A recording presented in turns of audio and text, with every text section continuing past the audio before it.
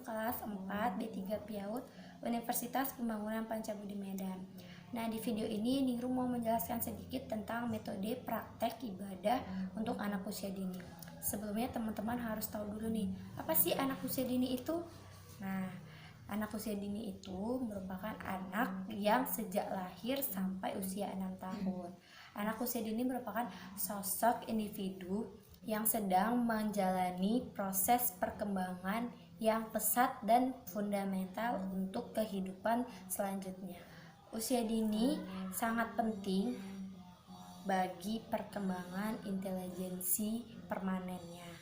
Nah, pada masa usia dini ini atau yang biasa disebut dengan masa golden age atau masa keemasan atau biasa disebut dengan masa kritis, di mana pada masa ini anak membutuhkan rangsangan-rangsangan yang positif untuk proses perkembangannya dan untuk mencapai kematangan yang sempurna. Apabila pada masa kritis ini tidak memperoleh rangsangan yang tepat untuk proses belajar dan latihannya, maka diperkirakan perkembangannya akan mengalami kesulitan pada masa selanjutnya. Maka dari itu, pemberian pembelajaran ibadah itu sangat penting untuk anak usia dini. Kenapa? Karena pada dasarnya anak itu dilahirkan bagai kertas putih, maka orang tua harus memberikannya warna dengan menanamkan ibadah kepada anak usia dini. Seperti hadis Nabi SAW yang berbunyi, "Suruhlah anak-anakmu sholat pada usia 7 tahun dan pukullah jika anak-anakmu tidak mau sholat pada usia 10 tahun dan pisahkanlah tempat tidurnya."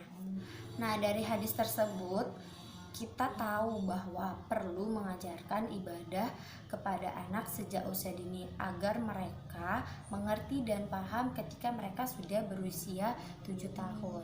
Pendidikan ibadah pada anak usia dini ini juga harus dilakukan dengan penuh kasih sayang, menyenangkan, dan tanpa unsur paksaan dari siapapun, sehingga anak menjalaninya dengan senang hati dan dengan kemauannya sendiri.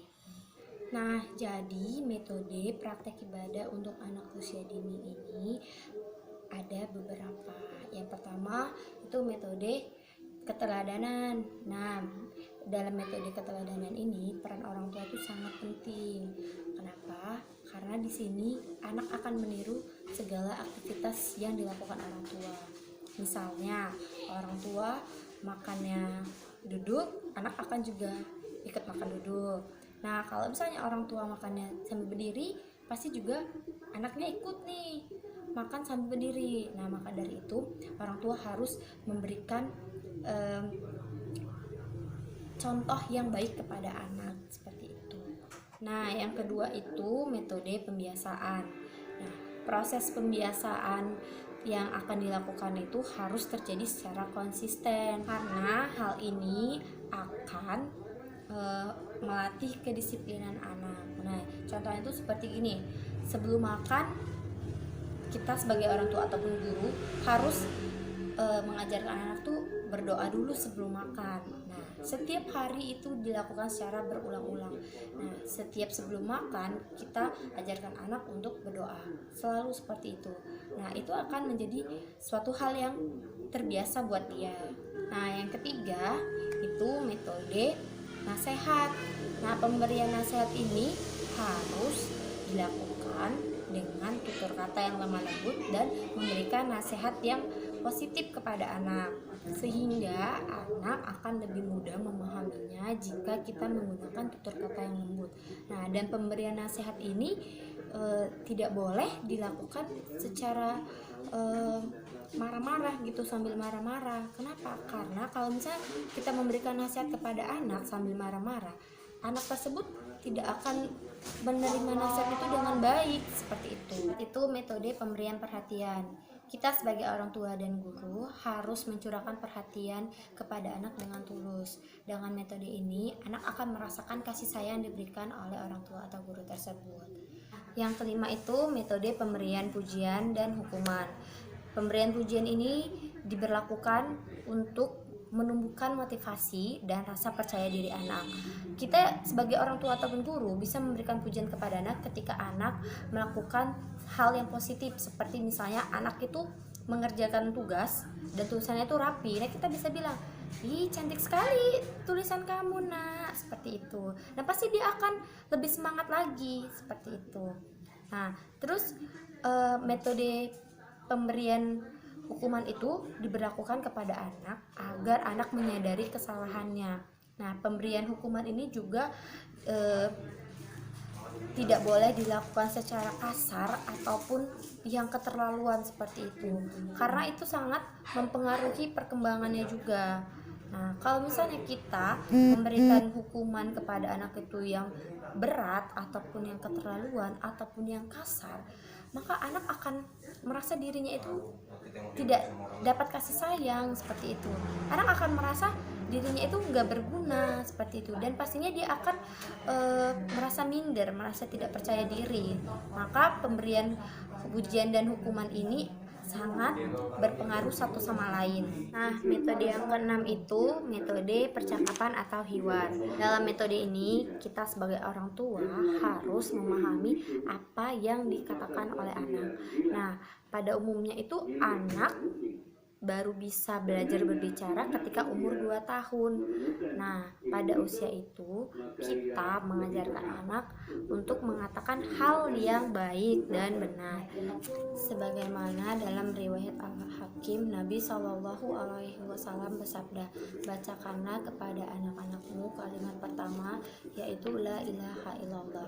Namanya itu agar kalimat tauhid yang anak dengar tadi menjadi pemahaman buat anak. Nah, dan yang terakhir itu metode latihan. Nah, metode latihan merupakan suatu metode yang dilakukan untuk melatih anak dan memberikan pembelajaran kepada anak. Nah, jadi contohnya itu kita memberikan anak latihan menulis. Nah, itu biasanya untuk anak yang usia 4 atau 5 tahun. Nah, terus contoh lainnya itu kita bisa melatih anak untuk belajar berbicara, melatih anak berjalan untuk usia 1 sampai 2 tahun, dan kita bisa juga melatih anak menggambar, mewarnai dan lainnya untuk usia 4 sampai 6 tahun seperti itu. Nah, di sini Niru mau memberikan contoh ibadah untuk anak usia dini. Contohnya itu tata cara berwudu. Nah, kita bisa mengajarkan cara berwudu kepada anak melalui lagu ataupun praktek langsung. Tepuk-tepuk wudu, cuci tangan sambil baca bismillah, kumur-kumur basuh hidung basuh muka, cuci tangan hingga siku kepala dan telinga, terakhir cuci kaki baca doa. Nah, itu salah satu contohnya, bisa kita lakukan dengan bernyanyi. Kenapa dengan bernyanyi? Karena biasanya anak usia dini itu akan lebih mudah mengingat hal-hal yang berkaitan dengan lagu. Nah, selain itu juga kita bisa mempraktekkannya secara langsung. Seperti misalnya kita mengajak anak untuk berwudu di kamar mandi. Nah, pertama itu kita bisa bilang kepada anak, "Nak, kita sebelum wudu kita baca doa dulu ya." Kita ajarin doanya. Nawaitu wudu'a lirofil hadasi ashori fardu lillahi ta'ala. Amin. Nah, setelah kita mengajarkan doa sebelum berwudu tadi, selanjutnya kita mengajarkan kepada anak untuk hal yang pertama kali, yaitu mencuci kedua tangan. Nah, kita bilang kepada anak, mencuci tangannya itu sampai pergelangan tangan aja, dan dilakukan mulai dari tangan yang kanan dulu, lalu tangan yang kiri, seperti itu. Setelah itu kita kumur-kumur juga sebanyak 3 kali, dan itu jangan diminum ya, Nak. Nah, setelah Naomi kumur-kumur, kita kita basuh hidung. Basuh hidung itu kita jarinya ini masuk ke dalam hidung sambil membersihkan yang di dalam. Jadi kotoran yang ada dalam itu bisa keluar. Nah, itu juga dilakukan sebanyak 3 kali. Nah, setelah kita membasuh hidung, lalu kita membasuh muka. Basuh muka juga sebanyak 3 kali. Nah, setelah membasuh muka, lalu kita mencuci tangan dari ujung kuku sampai ke siku. Posisinya seperti ini. Jadi dia berdiri gini. Jadi airnya itu nanti dituang dari atas ini ke bawah mengalir sampai ke siku. Dan sikunya ini harus basah. Dulu dilakukan melalui tangan kanan dulu, lalu tangan kiri. Nah, setelah itu kita membasuh kepala ini sebanyak 3 kali. Caranya itu seperti ini. Nah, sebanyak 3 kali. Nah, setelah itu kita membasuh telinga. Membasuh telinga itu dimulai dari yang kanan lalu yang kiri, dan itu juga dilakukan sebanyak 3 kali. Nah, itu cara membasuhnya itu ini daun telinga yang dalamnya ini harus basah. Nah, misalnya kita ambil dulu, terus kita sapu gini, karena saya pakai jilbab jadi nggak kelihatan ya. Nah, itu pokoknya dalamnya sini harus dibersihkan dan belakang ini juga harus dibersihkan seperti itu. Nah, dan yang terakhir kita mencuci kaki. Mencuci kakinya itu dari ujung jari kaki itu dan sampai kena mata kakinya. Nah, seperti itu. Nah, lalu setelah kita mengajarkan cara berwudu tadi, kita tanya sama anak-anak. Anak-anak paham? Nah, terus kita suruh anak-anak mengulangnya lagi seperti itu. Kesimpulannya, ada banyak metode yang bisa digunakan untuk memberikan praktek ibadah kepada anak usia dini, yaitu ada metode keteladanan, metode pembiasaan, metode nasihat, metode pemberian perhatian, metode pujian dan hukuman, metode percakapan, dan metode latihan.